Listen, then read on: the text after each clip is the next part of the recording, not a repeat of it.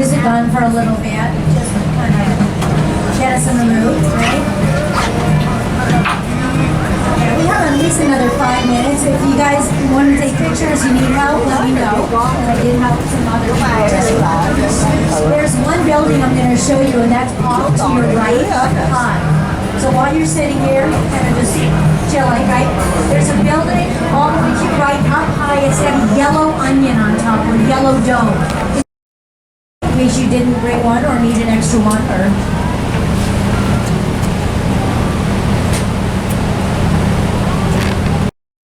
just prior to the lake, just in front of the lock. I'm going to be talking a lot of different architecture. We're going to talk history today, some trivia, some fun facts, whatever's on your mind. There's only a few of us, right? So if you guys have any questions or want me to stop, just stop and we'll answer the question. Same philosophy. He believed that there are no right angles in nature, therefore he's not putting any right angles in his buildings. This is Marina City. These are Marina Towers, the ice skating rink, the bowling alley, the swimming pool, the laundry, the restaurants, the shopping market, and the theater, which is, by the way, the House of Blues now. I mean, everything. So, genius idea. Obviously, everybody kind of followed suit. In 1914, the platinum rating. So it has a garden up on top, but really what's kind of cooler is that it actually forward. All right. So look forward. That's the residence on River Bend. These were condos and townhomes built in 2002. James Stefano is the architect. You have the townhomes in the bottom, the condos on top. Everybody that bought into this building purchased because they all face the east. They all have views of the east. They have, if they're high enough, they have the lake, but they have the city, they have the river. Everything on the other side of the building is strictly like the front door and the garage and stuff like that. So it really was a great design for a building to embrace, you know, the city. But then they built that. That's okay. I'm sure they still have a good view. This is the oldest. Harry Weiss is somebody that loves nautical design. So if you ever see something with like portholes or starfish like that building had, that's typically his. This is also Harry Weiss. So this is the cottages representing sails. That was done in 1988. Well, hello. Hello. Like, how did all these people get on the boat?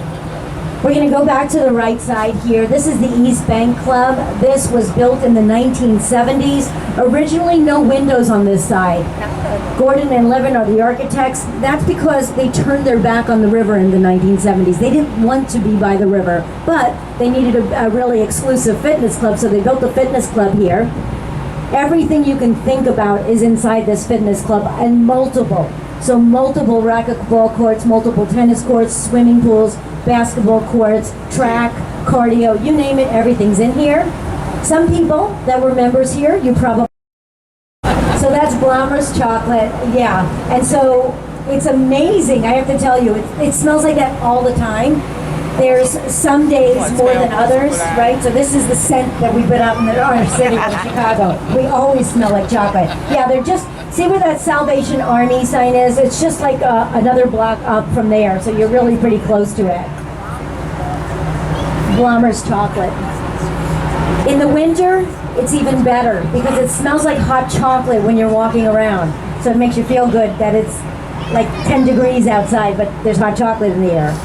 So this park is called Aaron Montgomery Ward. So I'm not sure if anybody you remember Montgomery Wards, right? So Aaron Montgomery Ward he was like the Jeff Bezos of mail order catalog, right? So everybody knows Amazon, right? You can buy anything through online Amazon. But back in the day, Aaron Montgomery Ward came up with the mail order catalog from that you can order almost anything through. 1870.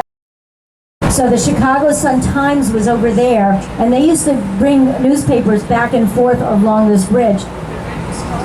So you raised it for us, yeah. So you're welcome. It's always raised, but yes, for today it's raised for, yeah. So it's always raised now, but they do put it down once a year to test it. So in order to be historic bridge, it has to be operational. So they do test it and make sure it still works. All right, so we're going to take you off to your right again. This is River Point with that beautiful, so that red sculpture in the front is called the Constellation. Santiago Calatrava is the artist that did the Constellation. The building, Picard and Chilton are the architects. It's built over railroad tracks. You see those venting? The tracks, they had to bend the support beams. That's what ended up creating that beautiful arch. Now take a look at this building to your right. This building almost 4 stories high.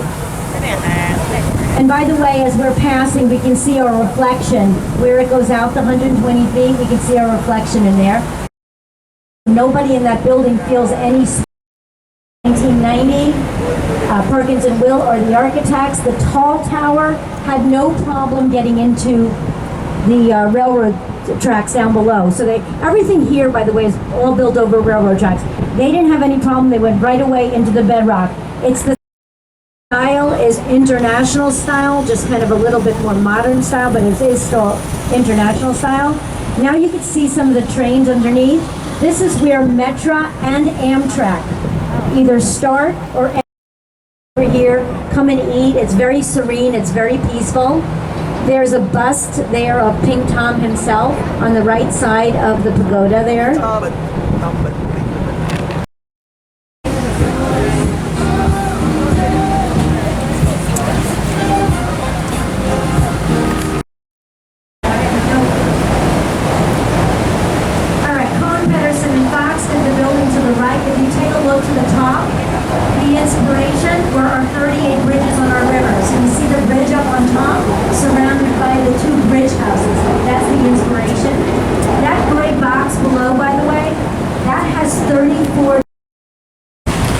LaSalle and Wacker building is that Art Deco building straight ahead of us on the right. That deep setback was done on purpose because that building never sits. You know, it's a green, tall terracotta building. It's an Art Deco building with a gold top. That's the Carbide and Carbon building built in 1929. The Burnham brothers are the architects. Oh, wow. These 2 Irish architects, Dingle and Roach, they built it to be a column within a column within a column. Another kind of crazy person decided to put a typo to the top of that building, to the top of that building. That was Nick Woolen. Đẹp nè, chứ còn 2 cái hướng hồi nãy là đi hướng phụ thôi. Hướng này hướng chính nè. Rulers used to take their children back and forth anyway. Inside there were elevators for their doors. They would actually drive into the building, elevators and that whole in 1937 of the president. So, you'll hear that a lot of people say, yeah, that was all the homes in there. The building itself was built in 1927, but the Stratosphere Club didn't open in 1937. That's all skinny building right here. That's all skinny place over there. That's all the Mather Tower. It kind of looks like it's an inverted spyglass up on top. That was built in 1928. It was the tallest building in Chicago for 2 weeks.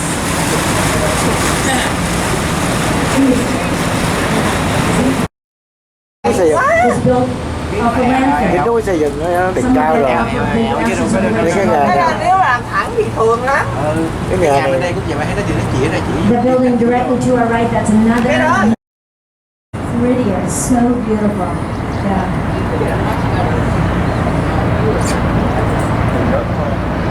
Rất là nguy hiểm không? Khi tao muốn gọi điện viên mình về đây con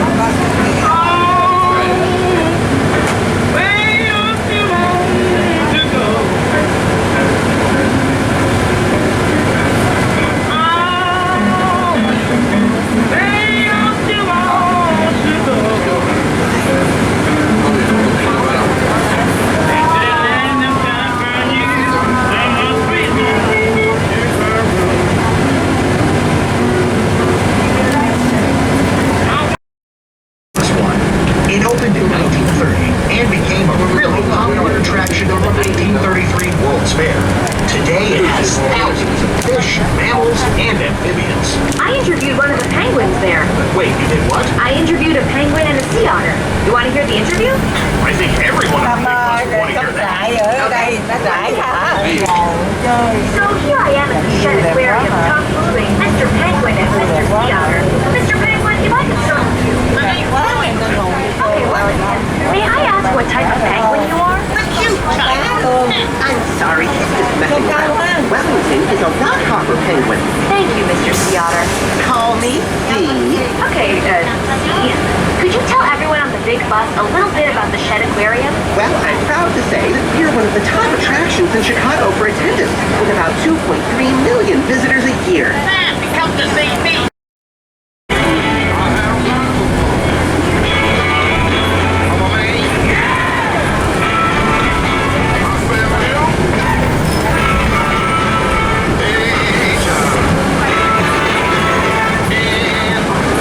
Tới rồi. Có kìa. Có đây nè. Ủa sao nó kia tới?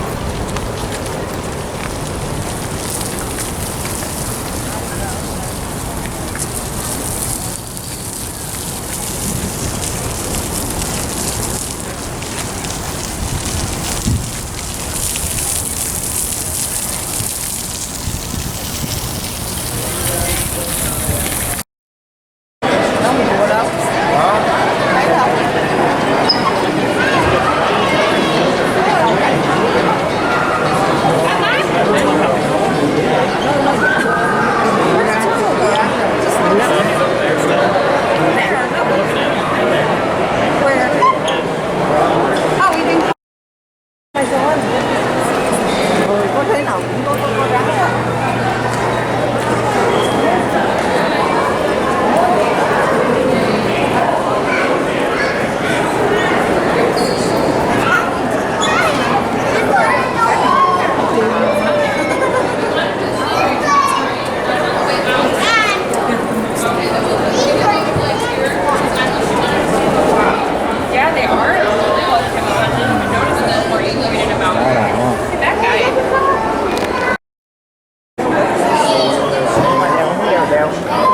Có người đeo gì? Đeo vừa hết rồi sợ gì?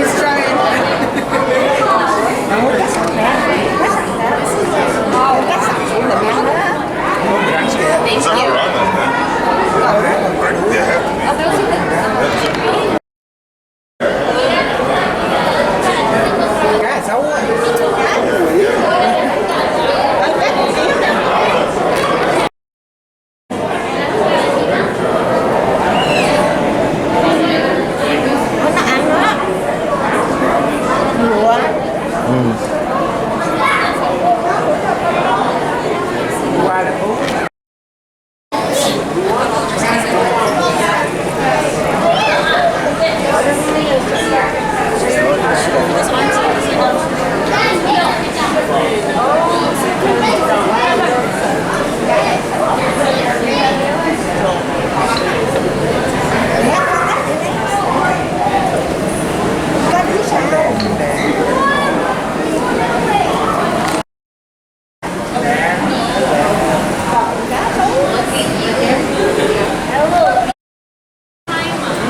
Còn cái mặt của anh thiếu phết. Cái mặt của anh.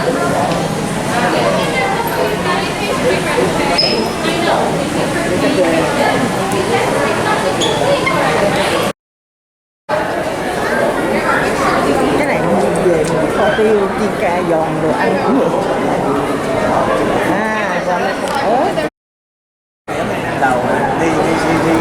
Đi dưới đất trước đi. Không có cấp mặt.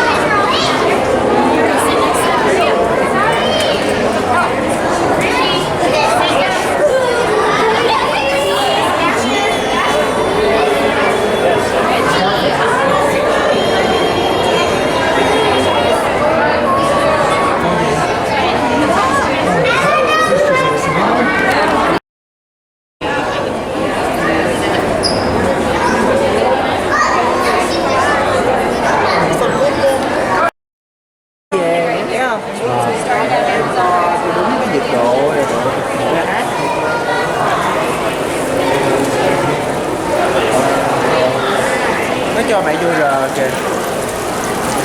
Nó dán vô rờ. Không. Nó rờ con cái đó. Ai giá? Bớt mẹ rồi.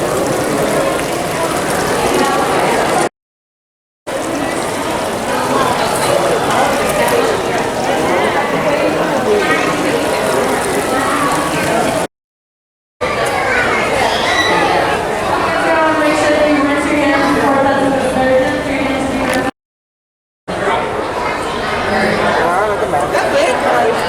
Cá để mình kho ăn á.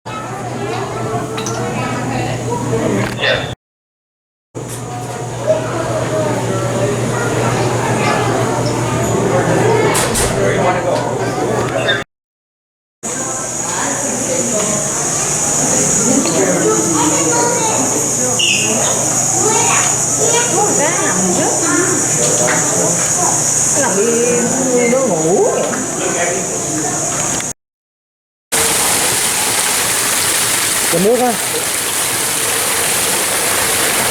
Cái nước này.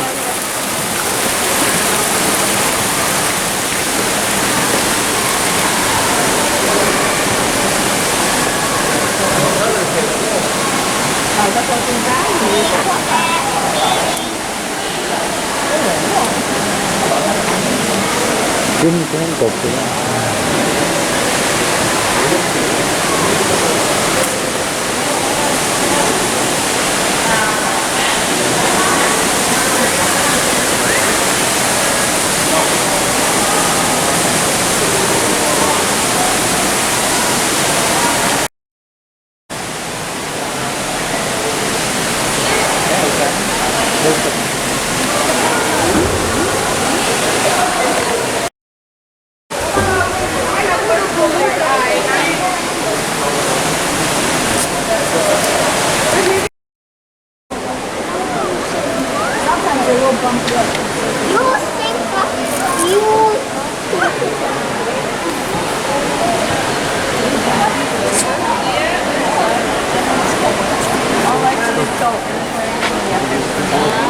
Yeah, but we'll be all the way up.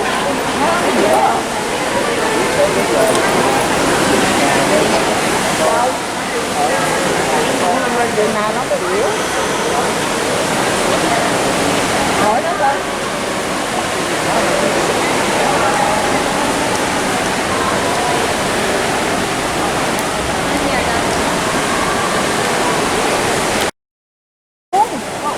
Ô. hai con nó đuông nhau. Đó. Đi siêu qua mình thấy cảnh này. Đó. Nó vẫy đuôi rồi kia nó đặt cái ướt hết. Là đứng gần mà đặt cái là ướt hết. Đó. Nó hiền chứ đâu dữ. Cái heo mà. Heo cứu người đó biết không? Heo nó không hiền chứ không. Cứu người. Nó không ăn thịt em. Nó cứu người mà. Nó phun nước rồi bây giờ. Cái cá heo. Đó, 3 con đó cả. 4 con. Có con nhỏ, con này là con nó.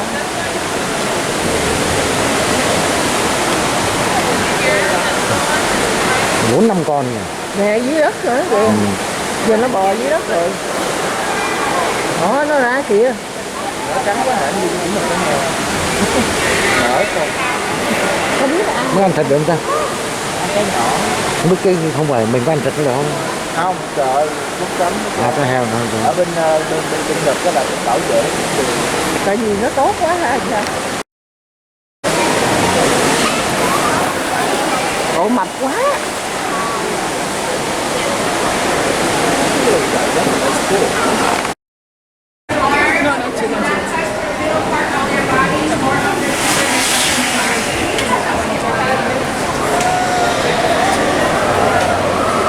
Nó bao giờ còn. Nó như là cái gì á, bức tượng á. Nó rửa người.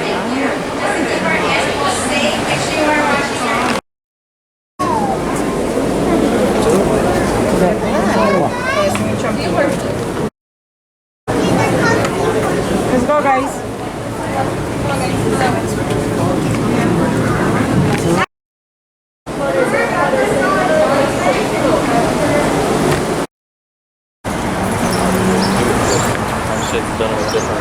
Đi lại cái chỗ lại gì đó ăn giá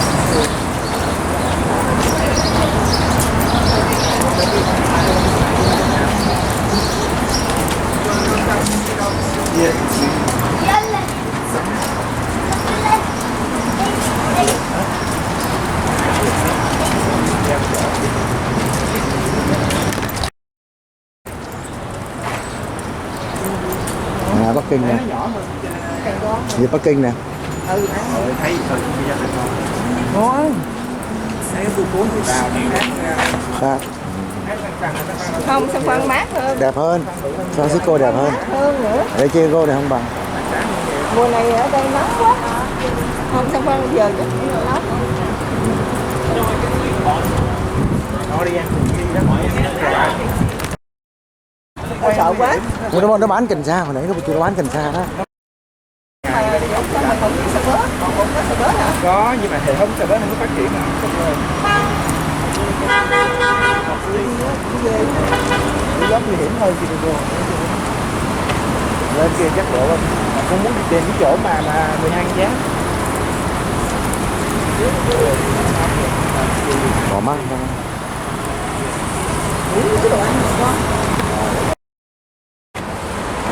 Trăng một không đi đất để bạn. Chicago hay là Chinatown ở Chicago. Không mà.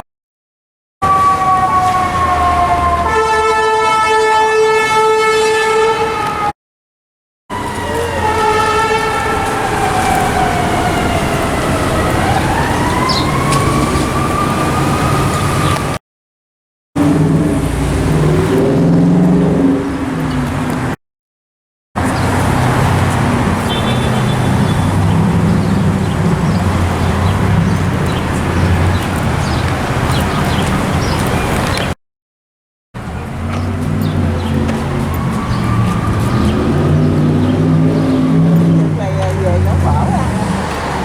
Về mua thịt bò về nó phở.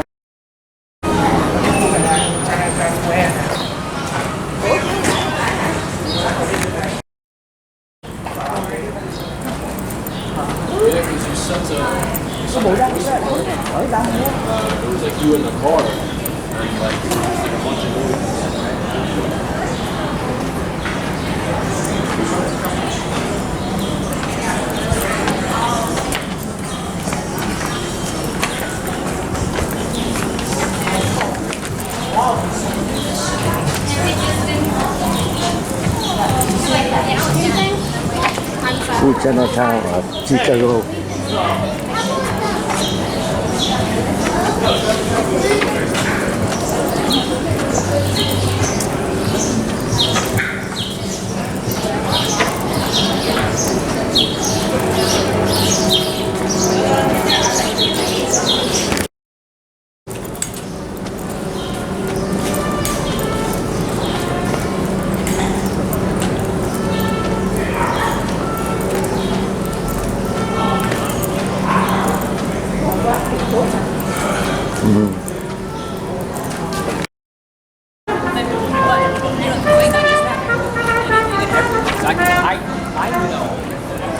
Rồi đến mấy con đó hả?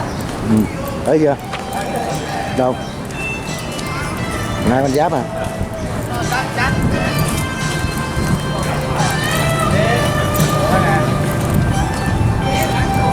Giáp đó. Hàng giáp như vậy. Trời chúng đây. Quá nhỏ. Để đây nhỏ lắm. Châu.